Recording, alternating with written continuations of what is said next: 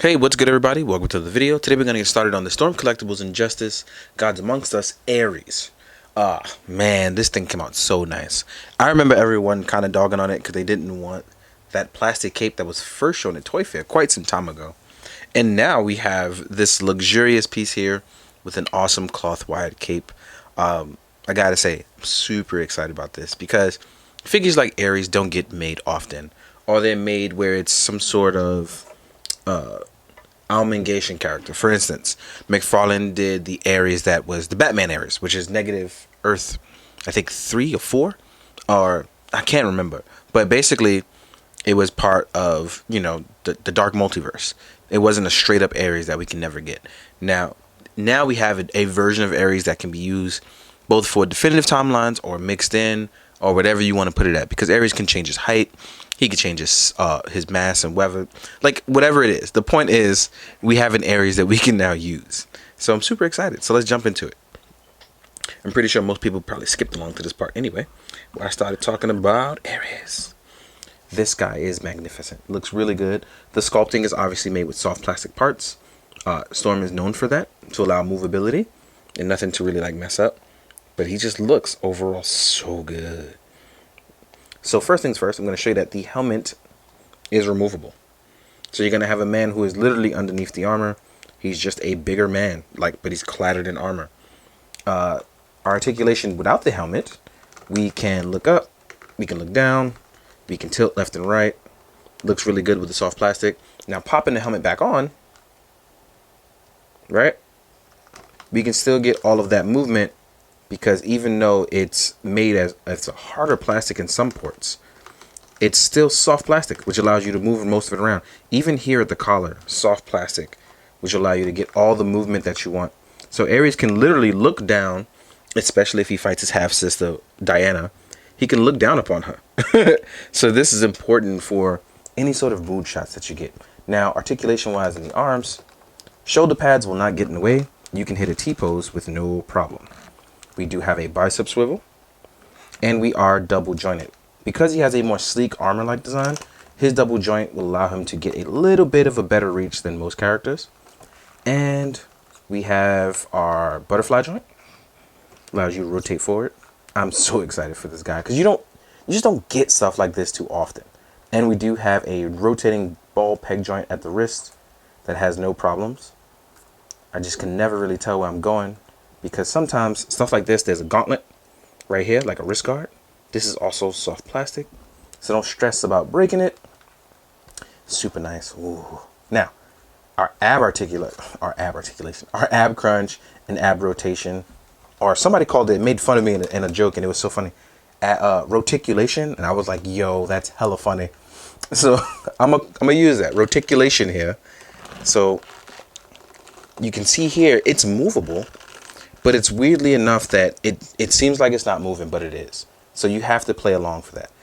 Also, you want to notice that when you're doing certain moves, your helmet might pop up. That's just because the cape here is so fluffy and round in the backside, which we will get to in a second. But as you can see here, you do have an ab crunch because it's soft enough. Our legs can go outward. And mine is super tight. I took it straight out of the box to jump into this review. Did not add any sort of shock oil whatsoever yet. So, you're gonna hit that. Somebody asked me a very important question, and that was whether or not what do I think about the hips. I know a lot of people talk about what is called birthing hips.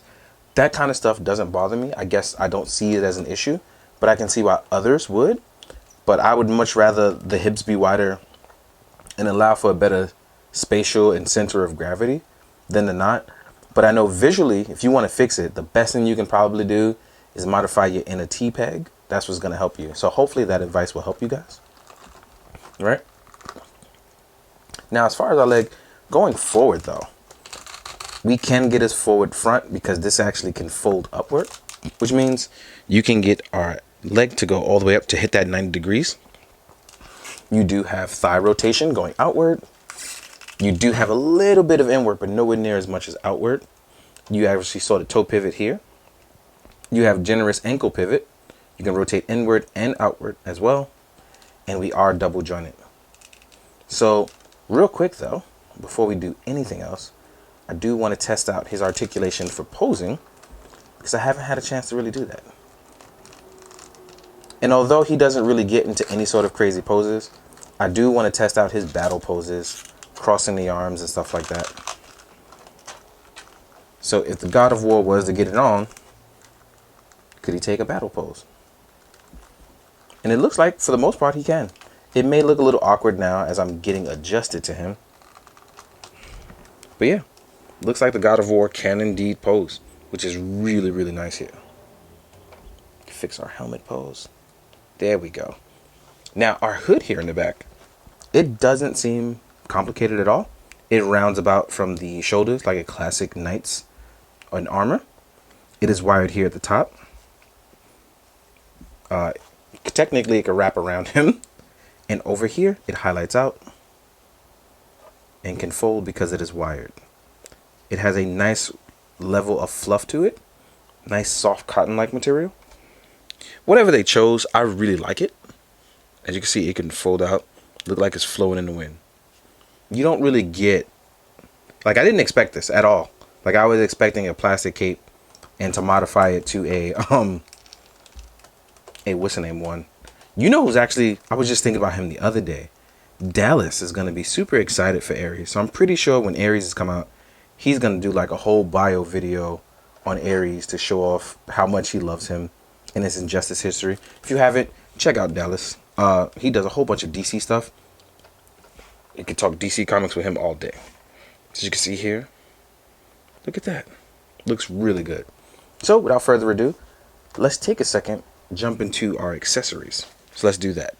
Now we're going to talk about our accessories. He doesn't come with much, but he does come with a nice amount of stuff. First things first, I want to talk about his weapons.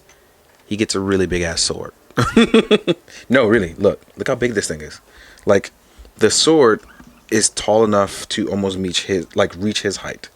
That's a really big sword, and I love everything about it because, of course, as a God of War, you would want something that's intimidating and menacing. He can summon it at any point in time that he wants. It weighs absolutely nothing to him because it's his weapon. So it's pretty cool to see a weapon like this done really well. And I like the way it's painted. You can see, like, I guess like a Hephaestus face, like a demon's face. Oh, you know what? In DC, at one point in a certain continuity, he was able to defeat Hades and take over Tartarus. So this sword could represent that, or whatever. You never know, right? Then we have a giant axe, which is equally as big. Let's change our focus so you can see that. There we go.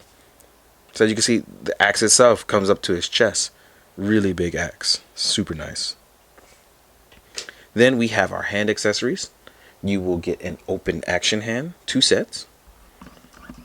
He will have a symmetrical set of each. So you get your open action hands.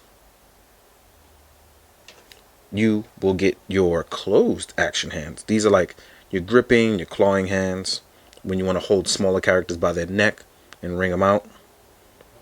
Then you have your weapon holding hands. So he can dual wield should you need to. Then, because you can actually take off his helmet and look really cool, you do get 2 alternative face sculpt heads. So here is a head sculpt with him gritting his teeth. So this is your clenched teeth version. Oop. There we go.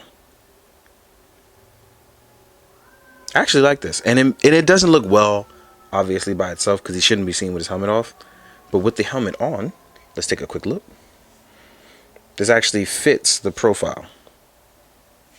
Let's see. Oop, there we go. You know, so that works out. Let's pop that out. Then outside of the clenching teeth one, we actually have a yelling sculpt as well. Look at that good stuff. But yeah, without further ado, I'm going to take some time and get set up so we can do some size comparisons. This is where it gets fun because now I get to imagine the type of things that ARES will fight and try to look cool in photos. So let's get to it. Hey, now we're going to jump into size comparison. I'm going to be honest here. This one may be broken up into 2 parts simply because there is a lot to compare. I didn't realize how much we could really compare and enjoy ourselves with.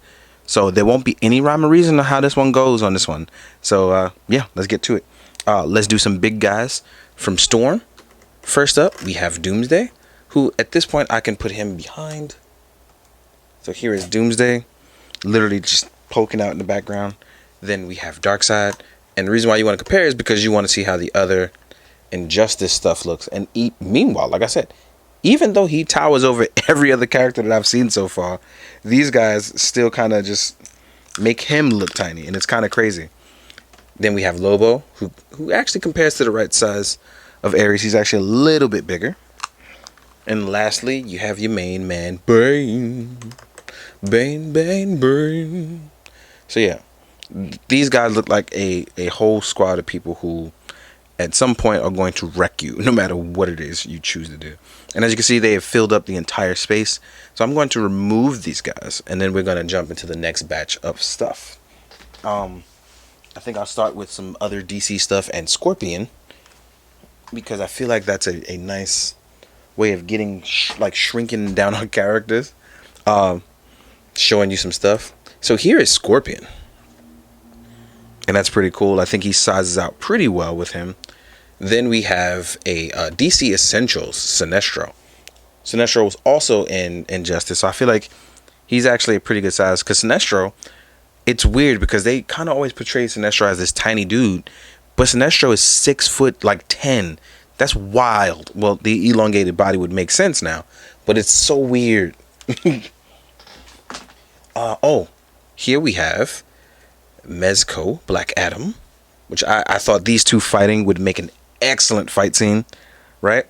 Then we have, I know people keep asking about McFarlane. The reason why I don't use the McFarlane stuff, I'm going to say it now, mostly because I forget about it.